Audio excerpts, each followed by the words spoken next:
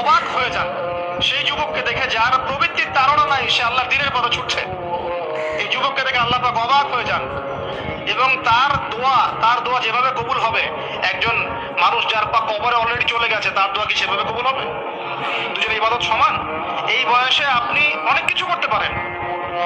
আপনি চাইলে এখন বড় সন্ত্রাসী হতে পারবেন, বড় জেনাকারী হতে পারবেন, আপনি চাইলে টিকটক সেলিব্রিটি হতে পারবেন, আপনি চাইলে এখন আরো আরো খারাপ লাইনে যে মাদক সেবন করতে পারবেন, 30-40টা গার্লফ্রেন্ড চেঞ্জ করতে পারবেন, আপনাকে কেউ বাধা দিবে না।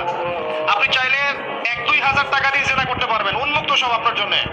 ইভেন এখন আপনি চাইলে মদও খেতে পারবেন, লাইসেন্সে আছে, আপনি করতে পারবেন। এই সময়টা আল্লাহ পাক দেখতে চান আপনি কি করেন।